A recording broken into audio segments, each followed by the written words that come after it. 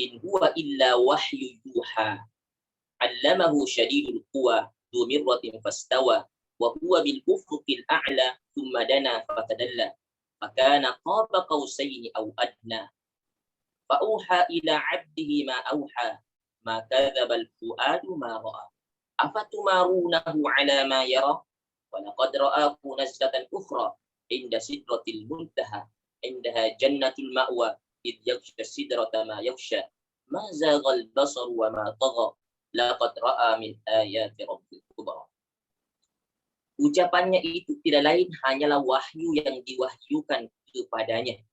Berarti Rasul tidak mengucapkan sesuatu tanpa bimbingan dari Allah Subhanahu wa taala. Apa yang diucapkan adalah wahyu yang diajarkan kepadanya oleh Jibril yang sangat kuat, yang mempunyai akal yang cerdas. Jibril itu menampakkan diri dengan rupa yang asli ketika dia berada di ufuk yang tinggi. Kemudian dia mendekat lalu bertambah dekat lagi. Maka jadilah dia dekat pada Muhammad sejarak 2 ujung busur panah dan lebih dekat lagi. Lalu dia menyampaikan kepada hambanya Muhammad apa yang telah dia wahyukan. Hatinya tidak mendustakan apa yang telah dilihatnya. Hatinya tidak mendustakan apa yang telah dilihatnya. Maka apakah kaum musyrik Mekah hendak membantahnya tentang apa yang telah dia lihat?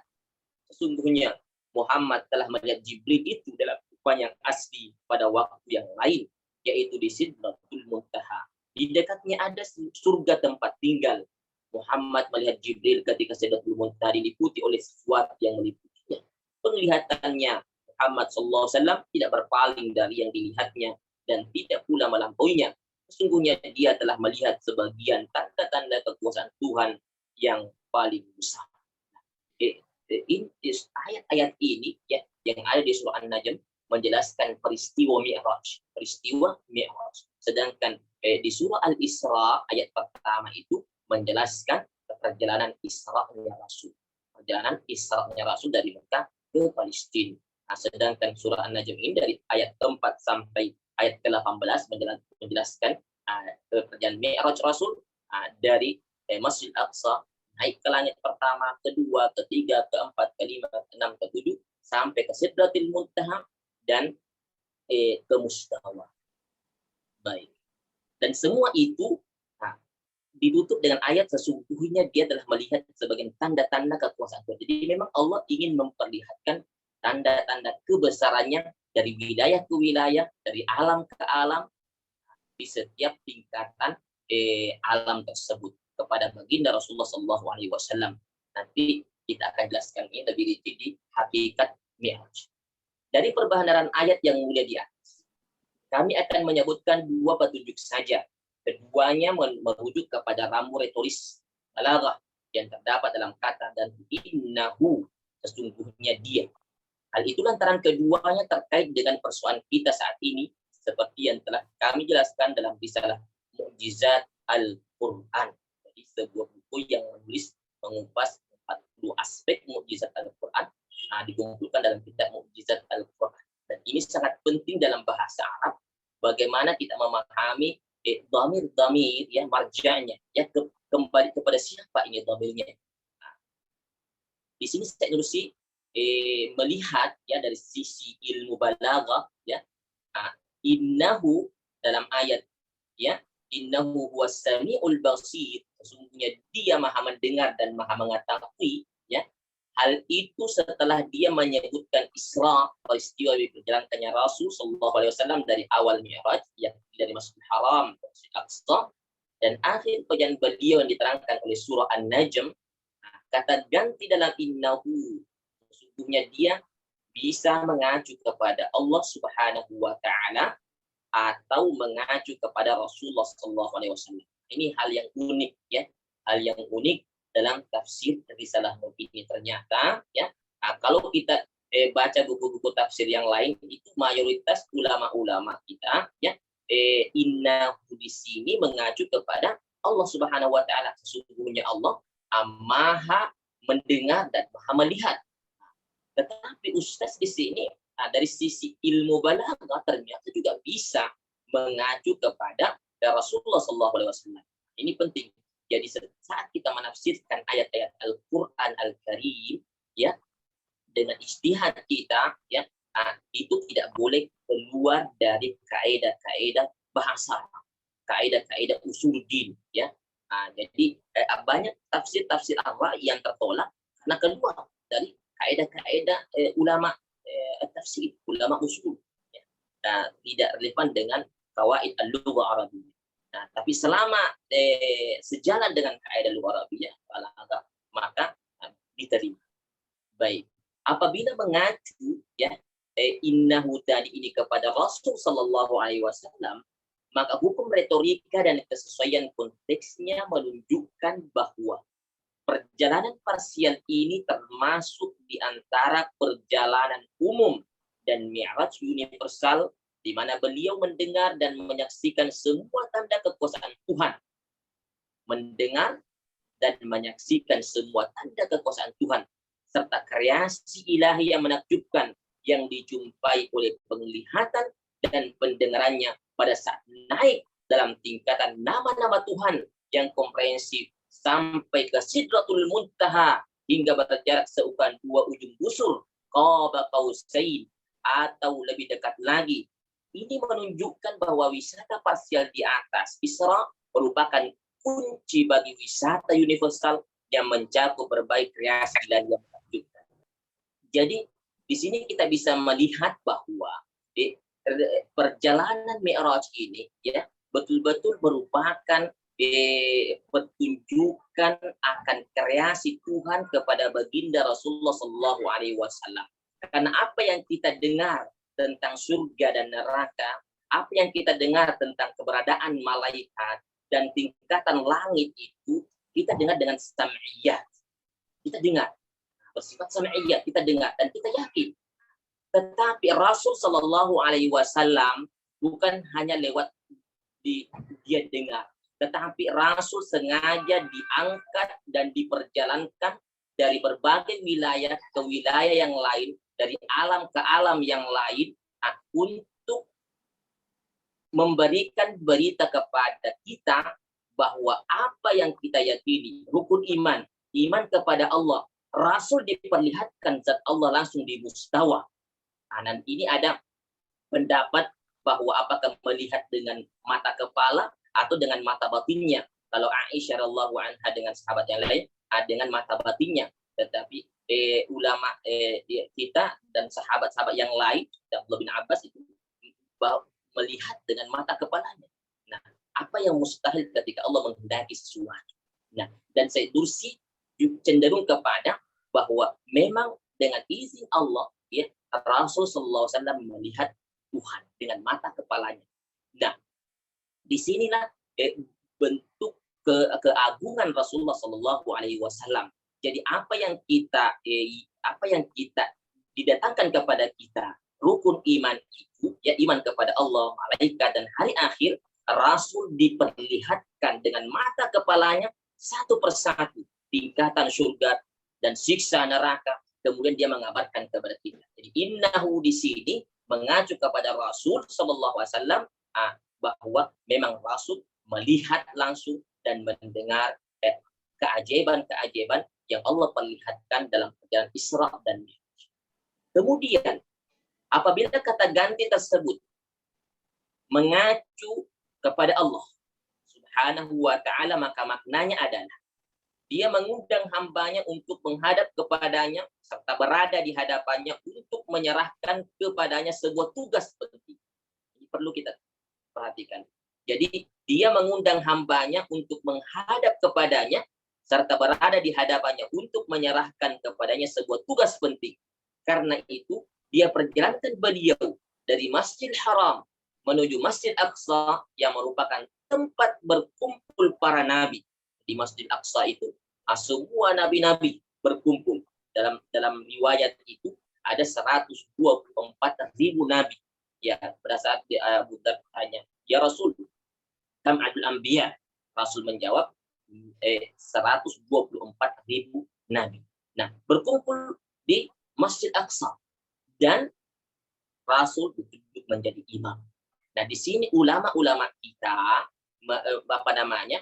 mengambil kesimpulan bahwa ternyata dengan izin Allah bermuhawarah, bertemu dengan para arwah-arwah itu bisa saja sebagaimana yang terjadi pada peristiwa Isra dan Mi'raj. Ya.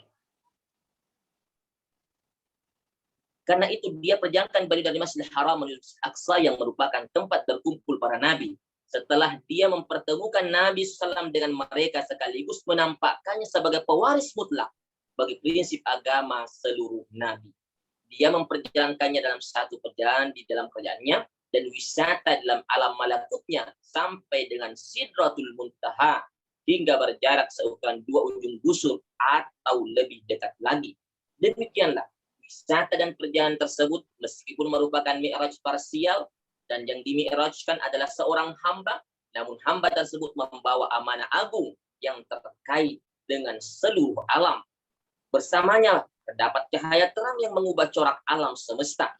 Bersamanya terdapat cahaya terang yang mengubah corak alam semesta. Kita bisa rasakan sekarang bagaimana nur risalah yang dibawa Rasulullah SAW, kita bisa rasakan.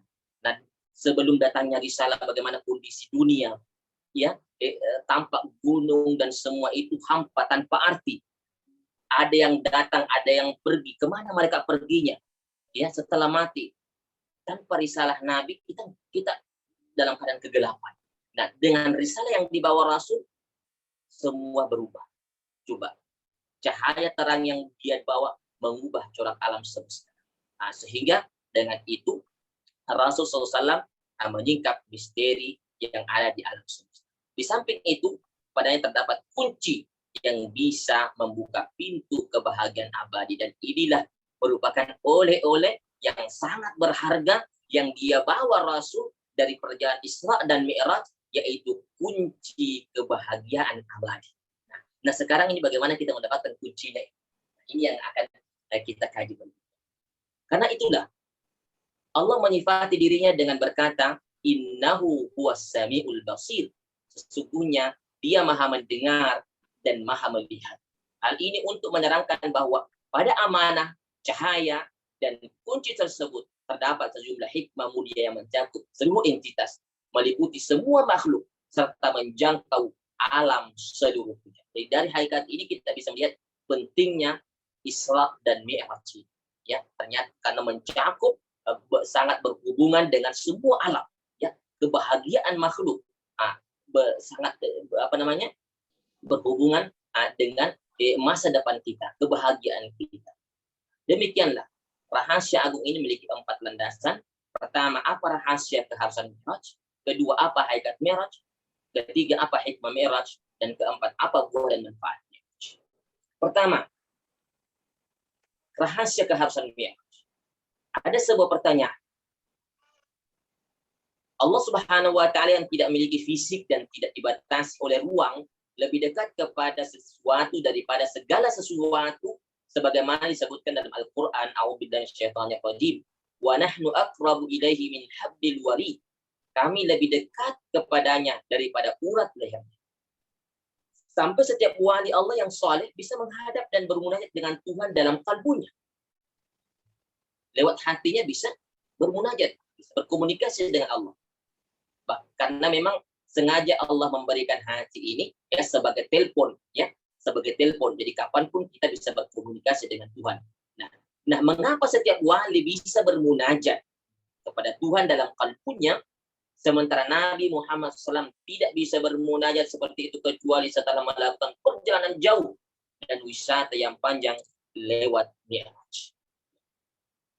Sebagai jawaban, kami ingin mendekatkan rahasia yang sulit dipahami ini kepada pemahaman kita dengan menyebutkan 2 perumpamaan. Nah, ini uniknya risalah Nod yang karakteristik risalah Nod ini mendekatkan sesuatu yang jauh, hakikat yang susah dicerna oleh akal kita dengan borbul amsal. Dengan perumpamaan ini kita bisa melihat dan memahami hakikat yang susah untuk dicerna. Posisi seperti teropong, ya, teropong atau mikroskop. Dengan alat itu kita bisa melihat benda yang jauh, ya, atau benda yang sangat kecil. Begitu juga dengan perumpamaan-perumpamaan, kita bisa memahaminya dengan hakikat yang samar, yang susah dicerna oleh akal, dengan perumpamaan. Perhatikan baik-baik. Keduanya telah disebutkan dalam kalimat ke-12 saat menjelaskan rahasia kemukjizatan Al-Quran dan hikmah Mi'raj. Perumpamaan pertama, raja memiliki dua bentuk komunikasi dan tatap muka, serta dua macam pembicaraan dan penghormatan. Pertama, komunikasi khusus lewat sarana telepon pribadi dengan salah seorang rakyatnya dari kalangan umum terkait dengan persoalan parsial yang berhubungan dengan kebutuhan pribadi orang tersebut. Kedua, komunikasi atas nama kerajaan agung dan atas nama khalifah yang mulia dalam kedudukannya sebagai penguasa terkait dengan persoalan penting dan mulia di mana ia memperlihatkan keagungannya dan menampakkan kemuliaannya. Jadi di sana raja ingin agar perintahnya tersebar ke seluruh penjuru. Komunikasi ini terjadi dengan salah seorang utusannya yang memiliki hubungan dengan persoalan tersebut atau dengan salah seorang petingginya yang memiliki kaitan dengan perintah itu. Demikianlah perumpamaan seperti di atas. Allah Subhanahu wa taala memiliki perumpamaan yang paling mulia, walillahil matsalul a'la. Tapi perumpamaan ini hanya untuk mendekatkannya. Pencipta alam, raja dari seluruh kerajaan dan alam malakut, serta penguasa azali dan abadi memiliki dua bentuk komunikasi dan penghormatan. Pertama, yang bersifat parsial dan khusus. Kedua, yang bersifat universal dan umum. Seperti umpamanya ketika menjabat sebagai gubernur umpamanya, ya, gubernur. Ketika dia memiliki hubungan, ya, dia ingin menghubungi salah satu daripada warganya, ya, cukup dengan telepon. Jika masalah itu masalah pribadi, ya, masalah pribadi, cukup dengan telepon atau dia SMS, ya, karena bersifat pribadi. Tetapi ketika bersifat umum dan memiliki hubungan dengan semua warga, contohnya Pak Bupati yang diutus sebagai yang dilantik menjadi bupati umpamanya. Nah, tentu ketika ingin diberikan sebuah mandat, sebuah tugas misi, maka Pak Bupati akan dipanggil langsung menghadap ke Pak Gubernur di kantornya. Nah, disitulah nanti diberikan tugas, karena tugas ini berhubungan dengan semua masyarakat. Ya. Jadi kalau bersifat pribadi, cukup di telepon pribadi, ya. Tetapi ketika berhubungan langsung, dipanggil, kemudian diberikan mandat. Nah, Tuhan juga dengan Rasul demikian. Allah Subhanahu wa taala, ya, karena alam ini berikut makhluk ini yang merupakan tamu Allah, bagaimana mereka bisa berinteraksi dengan Allah, bagaimana bisa beribadah sesuai yang diinginkan Allah Subhanahu wa taala, ya. Bagaimana bisa mendapatkan kebahagiaan abadi, ya, kunci kebahagiaan, maka Allah memilih Rasul, salah satu di antara mereka, mengundangnya langsung dan memberikan penjelasan kemudian kunci daripada kebahagiaan abadi itu. Mi'raj Nabi merupakan manifestasi istimewa dari tingkat kewalian Muhammad Sallallahu Alaihi Wasallam. Ia tampak dalam bentuk yang komprehensif, mengungguli semua bentuk kewalian yang ada, serta demikian tinggi berada di atas yang lainnya. Beliau mendapatkan kehormatan untuk bisa berkomunikasi langsung dan bercakap-cakap dengan Allah sebagai Tuhan semesta alam, dengan kedudukannya sebagai pencipta seluruh entitas. Nah, di sini kita bisa melihat bahwa Rasul SAW sangat mulia, sangat agung, coba dibandingkan dengan semua makhluk. Coba kalau kita lihat bagaimana Allah Subhanahu wa taala betul-betul ingin memperlihatkan kedudukan Rasul dari semua lapisan penduduk bumi, penduduk langit, ya, dan semua menyaksikan itu penduduk langit, kemuliaan Rasulullah Shallallahu Alaihi Wasallam pada saat peristiwa Isra dan Mi'raj. Kemudian Rasul saat bertemu dengan Allah, disitulah Allah Subhanahu Wa Taala, ya, menampakkan zatnya yang mulia, yang suci dengan rahasianya Allah. Nah, disitulah Allah memberikan apa-apa yang dia ridhoi, memberitakan kepada Rasul apa-apa yang ia cintai. Kemudian Rasul kembali dan memberitakan kepada kita apa-apa yang dicintai Allah dan apa-apa yang diridhoinya, sehingga kita insya Allah menjadi hamba yang diridhoi Allah Subhanahu Wa Taala. Baik, kita masuk langsung ke walian, aspek batiniyah, halaman 14. Aspek batiniyah Mi'raj adalah kewalian. Pasalnya ia naik dari makhluk menuju Khalik Allah. Jadi wali adalah suluk ar-ruhani. Jadi seorang hamba yang mendekatkan diri kepada Allah, ya, atau disebut dengan qurbiyah ilahiyah, taqarrub, ya, at-taqarrub. Jadi kita yang mendekatkan diri kepada Allah.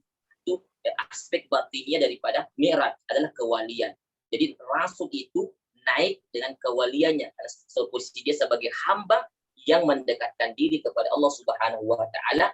Nah, jadi di sini Ustaz mengatakan aspek batinnya adalah kewalian. Ia naik dari makhluk menuju Khalik Allah. Sementara aspek lahiriah Mi'raj adalah kerasulan, di mana ia datang dari Khalik menuju makhluk. Nah, dia datang dari Khalik menuju makhluk. Nah, di sini ada kaitannya dengan salawat yang kita baca. Ustaz jelaskan itu di Al-Malahik. Kenapa kita membaca Allahumma sholli wa sallim? Apa hubungan salah dan salam di sini? Nah, salawat di sini kita melihat posisi Rasul itu sebagai hamba, ya, sehingga kita mendoakan dia, ya. Jadi Allahumma sholli. Posisi dia dari makhluk ke Khalik. Kemudian posisi dia sebagai Rasul turun dari Khalik utusan Allah kepada makhluk, maka kita ucapkan selamat. Sebagaimana umpamanya kalau kita ada yang diangkat umpamanya jadi kepala apa gitu, ketua RT atau apa, ya selamat ya. Begitu juga dengan Rasul. Ketika dari Mi'raj mendapat mandat tugas yang diberitakan kepada kita, kita ucapkan selamat. Wasallim. Allahumma sholli wasallim. Nah, jadi kewalian adalah suatu bentuk perjalanan spiritual dalam menapaki tangga tingkatan kedekatan kepada Allah. Qurbiyah ilahiyah. Dia membutuhkan waktu dan perlu melewati banyak ikatan. Adapun kerasulan yang merupakan cahaya terbesar mengarah kepada ketersingkapan rahasia pendekatan ilahi atau rahasia akrabiyah ilahiyah yang hanya membutuhkan waktu sekejap.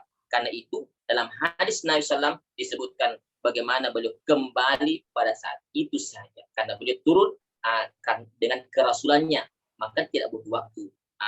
Dan dia naik dengan kewaliannya, dia butuh waktu dan proses. Baik. Sekarang kami arahkan pembicaraan kepada orang ateis yang baru sebagai pendengar.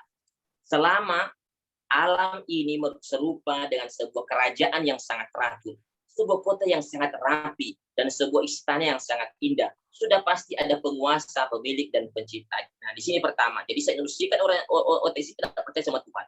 Nah, bagaimana membuktikan kepada adanya Tuhan? Dengan kreasi yang luar biasa dengan tatanan yang indah. Nah, mustahil ada kota yang tertata rapi, indah kalau tidak ada penguasanya. Dan pasti penguasanya satu, pasti rajanya satu, pasti pemimpinnya satu. Kalau ada dua pemimpin, maka akan kacau itu. Terjadi kesemrawutan. Nah, tetapi kita lihat alam semesta, ya, tatanan yang indah, ya, yang luar biasa. Berapa jumlah makhluk yang ada di bumi, tumbuhan, hewan, semua diberikan rezekinya masing-masing, pakainya masing-masing, ya, nutrisi masing-masing. Ini menunjukkan bahwa pencipta alam ini adalah satu. Karena pemilik yang maha mulia, penguasa yang maha sempurna, dan pencipta yang maha indah itu ada, serta terdapat sosok manusia yang memiliki pandangan komprehensif dan hubungan yang bersifat universal lewat indera dan perasaannya terhadap alam, kerajaan, dan istana tersebut, maka sang pencipta yang maha mulia itu pasti memiliki hubungan istimewa dan kuat dengan sosok yang memiliki pandangan komprehensif dan perasaan universal tadi. Sudah pasti dia memiliki percakapan suci dan hubungan istimewa dengannya.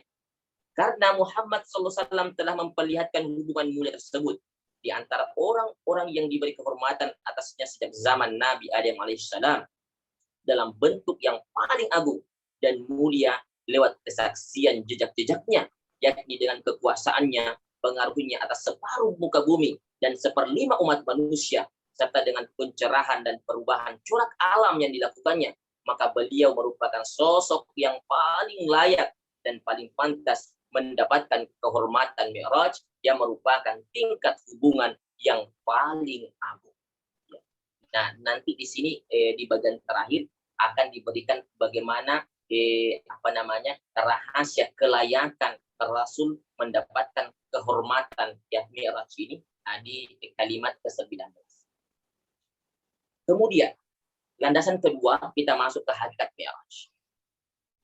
Apa hakikat Mi'raj? Ia merupakan perjalanan atau suluk pribadi Muhammad sallallahu alaihi wasallam dalam menyusuri tingkatan kesempurnaan. Jadi Mi'raj ya hakikatnya adalah merupakan perjalanan atau suluk pribadi Muhammad SAW dalam menyusuri tingkatan kesempurnaan. Hal ini berarti bahwa tanda-tanda dan jejak rububiyah yang Allah perlihatkan dalam menata seluruh makhluk lewat beragam nama, serta keagungan rububiyah yang dia perlihatkan lewat proses penciptaan dan pengaturan di langit. Setiap wilayah yang dia hadirkan di mana setiap langit merupakan orbit agung bagi arsy rububiyahnya dan pusat kekuasaan uluhiyahnya. Semua itu Allah perlihatkan satu persatu kepada hamba pilihan tersebut. Jadi memang Rasulullah SAW dipilih oleh Allah dari semua makhluknya itu yang untuk memperlihatkan keagungan Tuhan yang ada di langit, untuk memperlihatkan kreasi Tuhan yang ada di setiap wilayah-wilayah dari alam malakut, alam dunia, alam akhirat, ya surga dan neraka. Allah ingin memperlihatkan ya kepada baginda Rasulullah SAW apa yang ada di alam sana. Jadi inilah hakikat Mi'raj. Allah Subhanahu wa taala menaikkannya ke Burak dan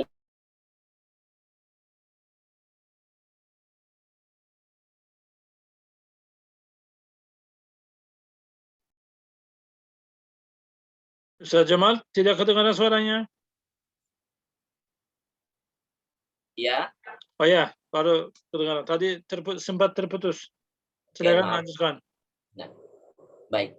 Jadi Allah Subhanahu wa taala menaikkannya ke Burak dan menempuhkannya berbagai tingkatan yang ada secepat kilat dari satu wilayah ke wilayah yang lain, dari satu tempat ke tempat yang lain, seperti titik tempat beradanya bulan guna diperlihatkan kepada rububiyah ilahi yang terdapat di langit.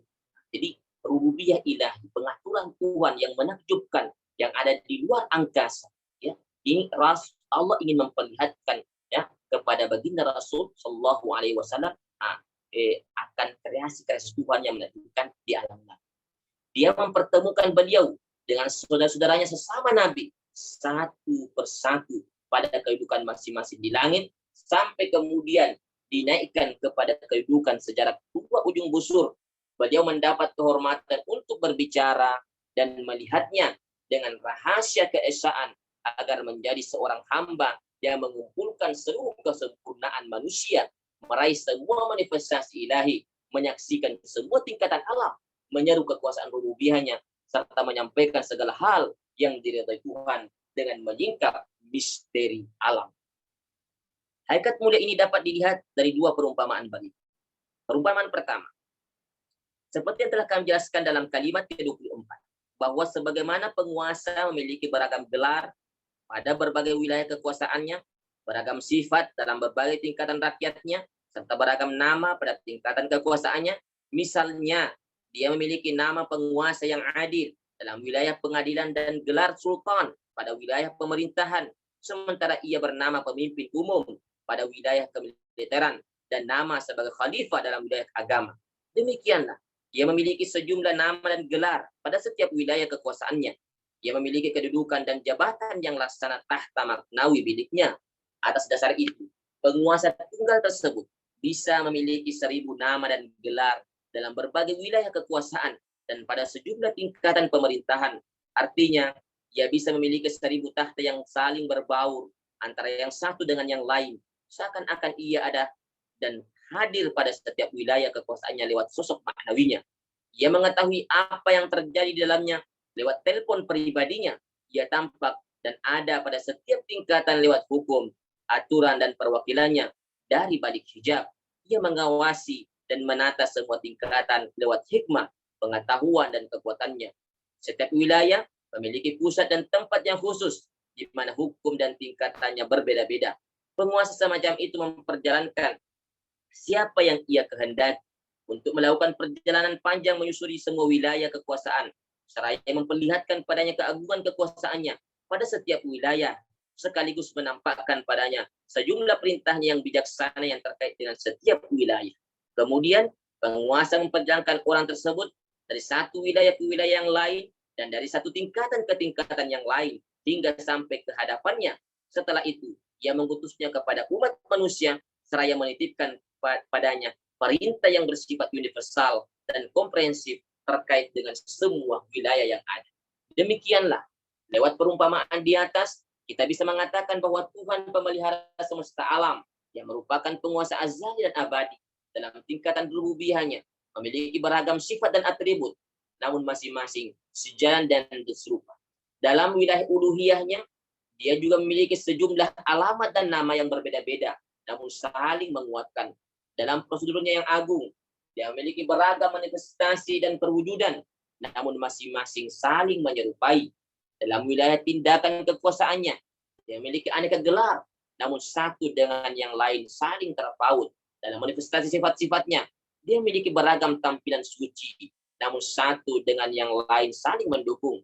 Dalam manifestasi perbuatannya, dia memiliki beragam aksi, namun satu dengan yang lain saling menyempurnakan. Dalam kreasi dan ciptaannya, dia memiliki rububiyah yang menakjubkan yang saling berbeda, namun satu dengan lainnya saling terkait.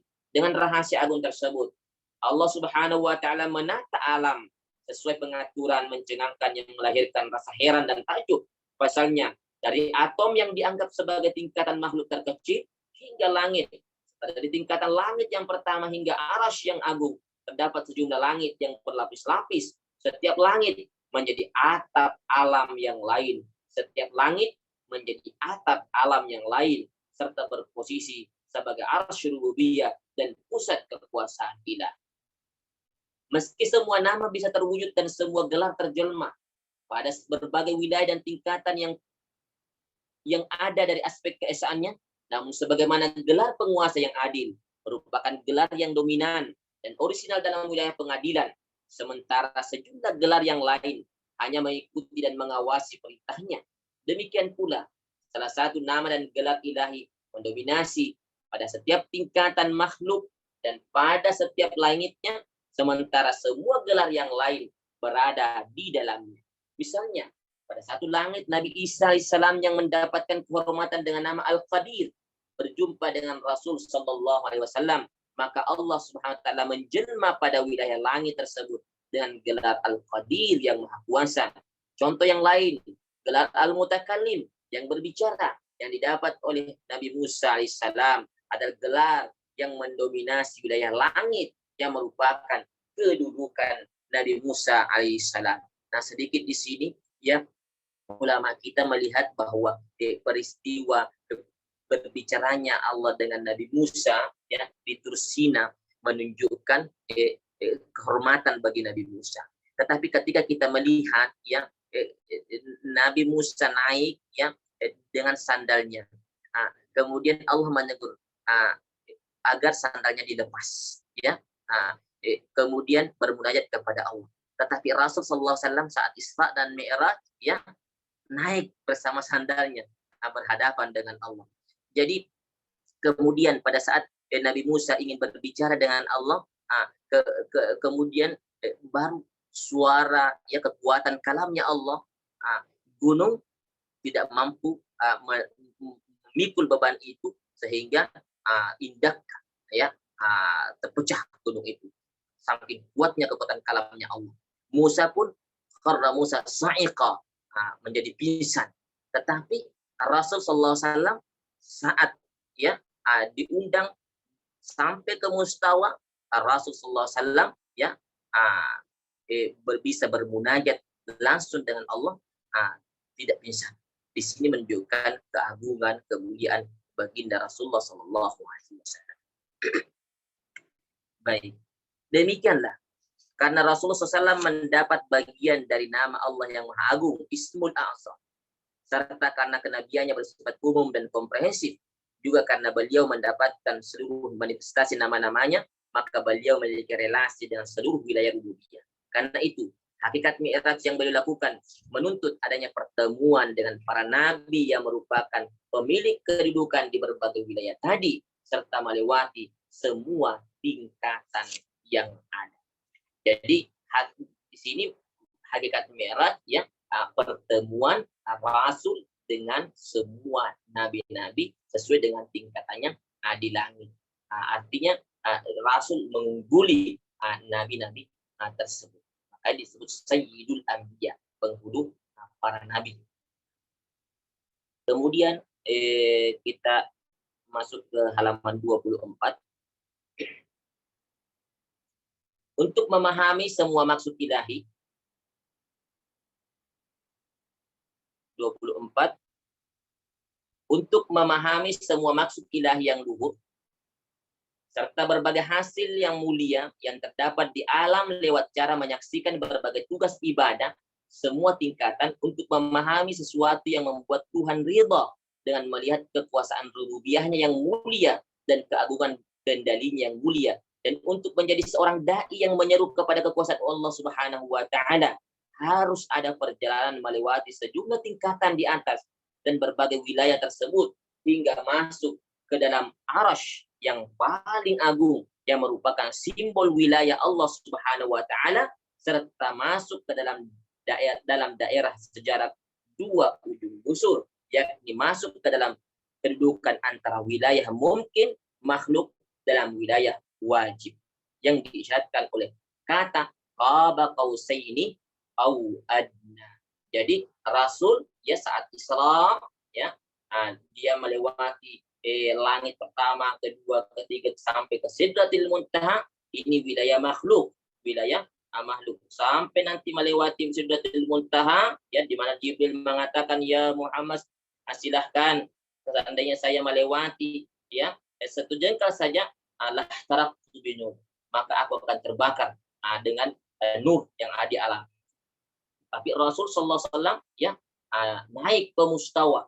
Di sini bukan berarti bahwa Allah bertempat di mustawa, dan ini akidah kita Asy'ari, dan perlu kita ya luruskan akidah yang menyimpang menganggap bahwa Allah ada di langit. Buktinya saat peristiwa Mi'raj Nabi ke langit. Nah, Allah tidak bertempat, tidak boleh Allah diserupakan dengan makhluk ya, duduk di atas kursi dan lain sebagainya. Ini al-mujassimah yang menjisimkan Tuhan. Laisa kamitslihi syai'. Allah tidak bisa diserupakan dengan sesuatu pun. Kullama khatara bi balik fallahu bi khilafi dzalik. Semua yang terlintas tentang Tuhan, zat Tuhan dalam benakmu, fallahu bi khilafi dzalik. Allah tidak seperti itu, ya. Allah tidak bisa diserupakan dengan sesuatu apapun.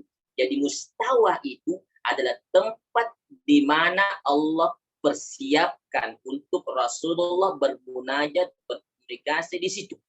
Bukan berarti Allah bertempat di situ. Sebagaimana Allah memanggil Nabi Musa ke Tursina, bukan berarti Allah di Tursina.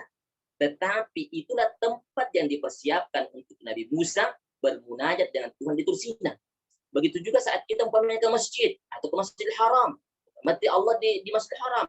Tetapi itulah tempat yang dipersiapkan kita untuk beribadah, berkomunikasi dengan Allah di masjid. Begitu juga dengan al-mustawa. Itu akidah kita Ahlus Sunnah wal Jamaah. Baik. Afwan, 5 menit terakhir ya. Mohon dalam 5 menit selesai. Oke, baik. Jadi peristiwa Mi'raj ini hakikatnya adalah perjalanan dan pertemuan Rasul sallallahu alaihi wasallam dengan Allah. Itulah hakikat Mi'raj. Jadi perjalanan dan pertemuan Allah Subhanahu wa taala dengan Rasul, pertemuan Rasul dengan para nabi-nabi, itulah hakikat Mi'raj. Sebagaimana setiap manusia bisa berjalan dengan akalnya secepat khayalan. Nah, ini paragraf ini perlu kita perhatikan. Nah, bagaimana membuktikan hakikat Mi'raj itu sesuatu yang pasti dan logis. Sebagaimana setiap manusia bisa berjalan dengan akalnya secepat khayalan. Setiap wali bisa berkeliling dengan kalbunya secepat kilat. Setiap malaikat bisa bepergian dengan fisik yang berupa cahaya secepat ruh dari Arasy menuju Mubin, serta Bumi menuju Arasy. Serta sebagaimana penduduk surga bisa naik secepat burak dari mahsyar menuju surga dan ke tempat yang jaraknya lebih dari 500 tahun perjalanan. Maka demikian pula dengan jasad Muhammad sallallahu alaihi wasallam yang merupakan wadah dari berbagai perangkatnya dan orbit dari berbagai tugas ruhnya yang tak terhingga. Jasad beliau menyertai ruhnya yang berupa cahaya, berkapasitas cahaya, lebih lembut daripada kalbu para wali, lebih ringan daripada ruh orang mati, lebih halus daripada jasad malaikat, serta lebih indah daripada fisiknya yang mulia dan badannya yang bercahaya. Jasad tersebut sudah pasti menyertai ruhnya untuk naik menuju arasy yang paling agung. Nah, saya kira ini argumen yang sangat ilmiah ya, bagaimana Rasul SAW diangkat oleh Allah, diperjalankan dengan jasad, dengan fisiknya, dengan semua latifahnya sampai ke Sidratil Muntaha, sampai ke Mustawa, dan di sana Allah berkomunikasi.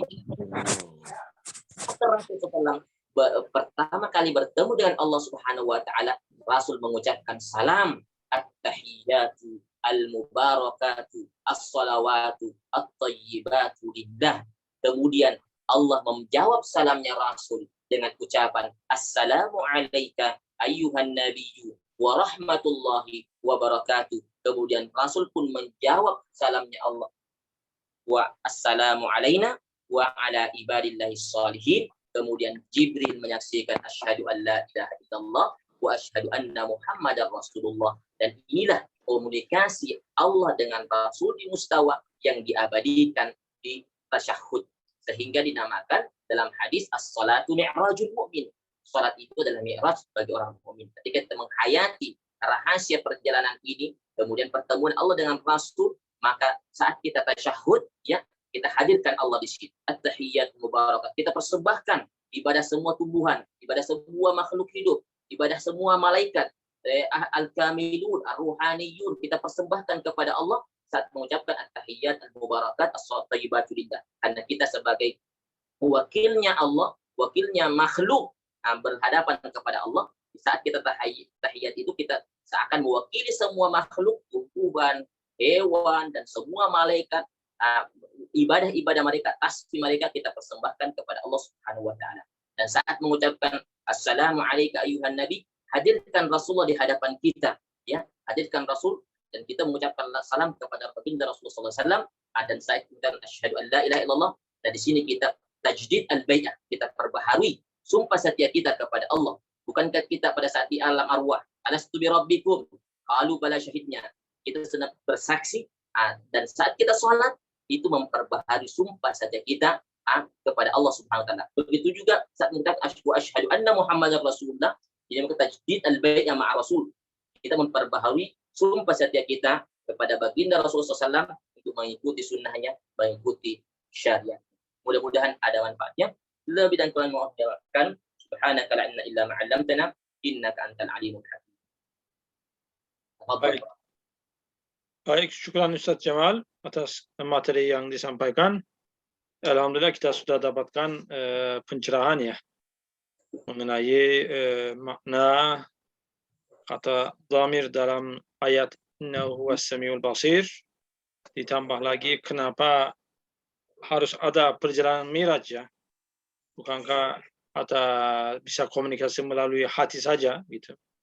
Dan apa yang terjadi pada perjalanan Miraj itu, hakikat Miraj disampaikan oleh Ustaz Jamal dari Risalah Miraj karya Imam Badiu'zzaman Said Nursi.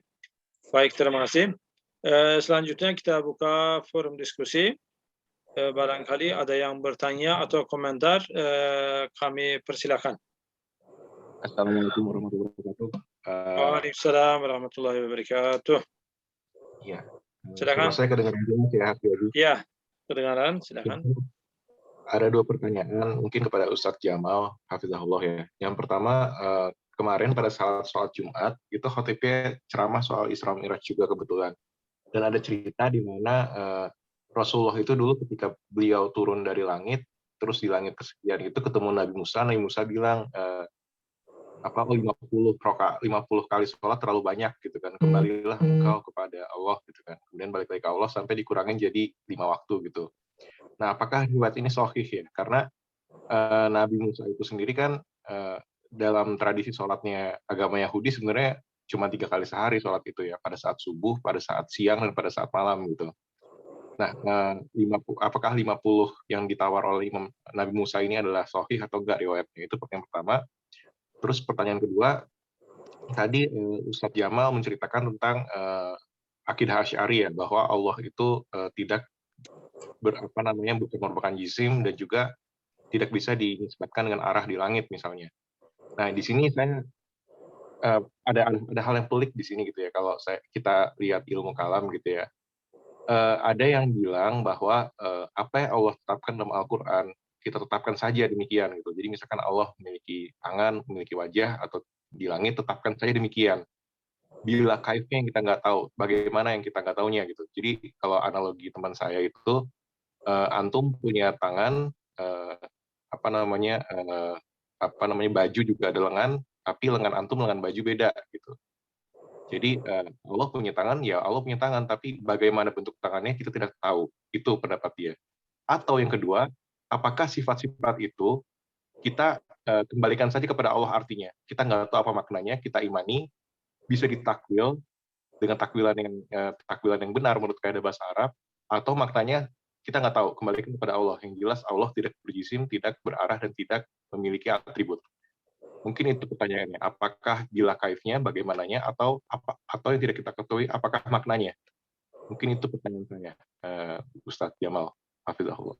Terima kasih.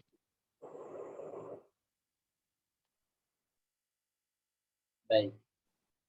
Biar Ya, silakan langsung aja ditanggap. nanti saya ini nanti ditambahin ya teman-teman di sini insyaallah. Sini saya bukan syekh ya, kita saling belajar ya. Jadi tadi pertama tentang hadis ya, 50 sholat dulu, kemudian naik lagi, kemudian dikurangi lagi, naik lagi sampai 5. Nah, itu memang ada riwayatnya ya, ada riwayatnya. Nah, ini yang kita pelajari juga di kitab-kitab Sirah Nabawiyah ketika membaca sejarah Isra dan Mi'raj dalam buku Sirah Nabawiyah. Itu ada riwayatnya. Yang kedua tadi tentang ayat-ayat yang mutasyabihat. Ayat-ayat yang mutasyabihat banyak sekali dalam Al-Qur'an ya, banyak sekali dalam Al-Qur'an. Nah, seperti yadullahi fawqa aydihim. Kemudian yadullahi mabsutatani, tangannya Tuhan, tangan di sini. Nah, bagaimana?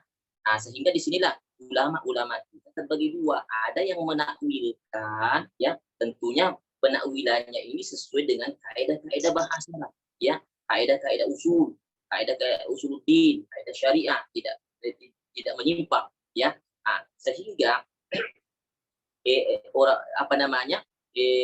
seperti ia di sini mengandung kudrah Tuhan ya, kekuasaan Tuhan ya, kekuasaan Tuhan. Jadi istawa sendiri, istawa di sini mengandung makna berkuasa ya, berkuasa. Nah, jadi ungkapan seperti bupati duduk 2 periode di atas kursi. Apakah bupati duduk di atas kursi 10 tahun begitu nggak pernah berdiri? Nah, jadi ditakwilkan. Nah, tapi penakwilan ini sesuai dengan konteks ya. Sesuai dengan konteks bahwa bupati itu berkuasa selama 10 tahun. Jadi cocok, tidak keluar dari kaidah lugawiyah, kaidah syar'iyyah, tidak sesuai ya. Nah, ini yang pertama. Jadi menakwilkan ayat-ayat yang mutasyabihat dengan catatan sesuai dengan kaidah-kaidah lughah Arabiyah dan kaidah-kaidah syariat dan kaidah usul. Kemudian ada sahabat-sahabat yang mengembalikan kepada Allah maknanya. Allahu a'lam bimurad. Kita nggak punya hak untuk menakwilkan bagaimana, tapi kita amanah, kita terima. Seperti itu. Jadi Ustadz Jamal saya mau ambil konklusi lagi bahwa yang diserahkan kepada Allah adalah maknanya ya, bukan bagaimananya. Kalau bagaimananya kan ketika dikatakan istiwa, maka ya istiwa duduk, tapi duduknya bagaimana kita nggak tahu. Itu kan kalau bagaimananya. Kalau maknanya ketika dikatakan istiwa, maka serahkanlah arti istiwa itu kepada Allah. Artinya sesuai dengan kebesaran Allah gitu. Antara dua ini berarti yang benar menyerahkan maknanya ya, bukan bila kaifnya ya, bagaimananya ya. Jamal Abdi. Bisa maknanya diterima ketika kita takwilkan dan itu tidak menyimpang dari syariat, tidak menyimpang dari usul, bisa saja ditakwilkan karena ulama-ulama kita banyak menakwilkan seperti umpamanya alif lam mim, ya kan? Itu kan juga termasuk mutasyabihat. Kalau kita lihat tafsir-tafsir klasik ini kan Allahu a'lam bimurad, Allah yang tahu mana. Tetapi ulama kita melihat bahwa Al-Qur'an itu adalah kitab hidayah. Al-Quran itu adalah kitab hidayah. Nah, bagaimana bisa menjadi hidayah jika ada yang samar? Itu. Bagaimana bisa menjadi Al-Quran kitab hidayah kalau ada yang tidak jelas maknanya? Nah, sehingga ulama-ulama al-mutaakhirin ini dia berijtihad apa makna di balik ayat-ayat mutasyabihat ini. Jadi selama penakwil atau ijtihad mereka ini tidak keluar dari kaidah-kaidah balaghah seperti tadi innahu, ya kan? Innahu samiul basir itu kan yang dikenal innahu ini kembali kepada Allah. Allah Maha mendengar, Allah Maha melihat. Dan itu yang pantas untuk Allah dimiliki. Tetapi Ustaz melihat bisa saja huanya ini mengacu kepada baginda Rasul dan si retorika ilmu balaghah menghendaki makna seperti ini dan maknanya itu diterima, ya, karena memang Allah sengaja mengundang Muhammad untuk memperlihatkan. Jadi Rasul memang melihat surga, Rasul memang mendengar bagaimana rintihan orang di neraka, disiksa di neraka, ada yang di kepalanya dipun kemudian di bulat lagi, kemudian bertanya kepada Jibril, siapakah mereka? Mereka lah umatmu yang meninggalkan sholat, dan itu diperlihatkan oleh Rasul dan menyaksikan langsung dan jadi memang Rasul melihat. Jadi di sini Ustaz melihat bahwa bisa saja kembali kepada Rasul, dan ini sebagai sampel untuk ayat-ayat yang lain, ya. Sehingga ketika kita melihat tafsir klasik dan tafsir modern, ya, memang ada beberapa penyimpangan tafsir al-Batiniyah yang sangat ini memaksakan ayat untuk makna tertentu sesuai dengan ajaran mereka, dan ini sangat berbahaya. Makanya ulama-ulama kita dalam tafsir ar-Ra'i, ada tafsir al-Mahmudah yang diterima, ada tafsir ar-Ra'i dengan akal al-Mazmumah yang tercela. Jadi ulama kita memberikan dawabit, memberikan kaidah-kaidah usul sehingga tidak keluar dari kaidah itu, sehingga bisa diterima. Dengan demikian